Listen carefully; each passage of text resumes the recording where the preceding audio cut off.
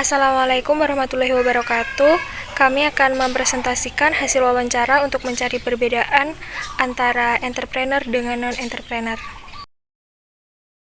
Entrepreneur yang pertama bernama Ibu Wiji, yaitu pengusaha tape dengan penghasilan kurang lebih 350.000 per hari. Kekayaan yang dimiliki kurang lebih 10 juta dalam 1 bulan ini. Tingkat kenyamanan dalam menjalani profesi yaitu nyaman karena dapat mengawasi dagangan setiap saat dan mempunyai 2 karyawan. Tingkat stres yaitu sedang. Efek pandemi terhadap usaha, harga pokok sering naik turun sehingga banyak pembeli yang komplain. Selanjutnya ada Bapak Suradi. Beliau adalah pengusaha tahu dengan penghasilan kurang lebih 450.000 per hari. Kekayaan yang dimilikinya kurang lebih 12 juta dalam 1 bulan ini. Tingkat kenyamanan dalam menjalani profesi yaitu sangat nyaman, dikarenakan beliau sudah memiliki karyawan yang dipekerjakan untuk usahanya. Tingkat stresnya sedang. Efek pandemi terhadap usahanya yaitu tahu sering tidak habis di pasaran sehingga sedikit mengurangi produksi tahu dan mengurangi pendapatan, sedangkan ada karyawan yang harus digaji per minggunya. Entrepreneur terakhir adalah Ibu Supatmi, pemilik usaha telur asin Semanding Berkah. Penghasilannya kurang lebih 350.000 per hari. Kekayaan yang dimilikinya kurang lebih 9,5 juta dalam 1 bulan ini.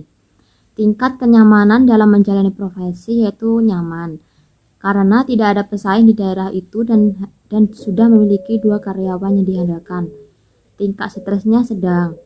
Efek pandemi terhadap usahanya yaitu pandemi sangat berpengaruh pada pendapatan, karena sedikit orang yang pesan telur asin untuk acara-acara besar yang sekarang dilarang karena PPKM. Selanjutnya non-entrepreneur yaitu Marsha, seorang penjaga warung makan berpenghasilan kurang lebih Rp600.000 per bulan. Kekayaan yang dimiliki yaitu Rp4.800.000 karena baru bekerja 8 bulan di warung. Tingkat kenyamanan dalam menjalani profesi yaitu sedang karena upah yang diberikan kurang jika dilihat dari jarak antara rumah dan warung, dan juga hanya dia seorang karyawan di warung tersebut. Tingkat stres sedikit stres. Efek pandemi terhadap usaha karena pendapatan warung berkurang, biasanya gajian diundur 3 hari atau lebih. Selanjutnya Mas Aris Rianto, seorang karyawan pembuat tahu berpenghasilan kurang lebih Rp450.000 dalam seminggu. Kekayaan yang dimiliki kurang lebih Rp1.900.000 dalam bulan ini. Tingkat kenyamanan dalam menjalani profesi yaitu sedang, karena tidak setiap hari tahu laris, jadi gajian sesuai dengan tahu yang terjual. Tingkat stres sedikit stres. Efek pandemi terhadap usaha sangat berpengaruh terutama saat PPKM karena sedikitnya penjualan tahu. Non-entrepreneur Fernanda, penjaga kafe, penghasilan 1 juta, kekayaan yang dimiliki 7 juta, tingkat kenyamanan dalam menjalani profesi sedang, tingkat stres sedikit. Efek pandemi sangat berpengaruh disebabkan dibatasi buka dan kapasitasnya. Selanjutnya perbedaan entrepreneur dan non-entrepreneur. 1. Besarnya pendapatan lebih banyak entrepreneur. Kekayaan yang dimiliki lebih banyak entrepreneur.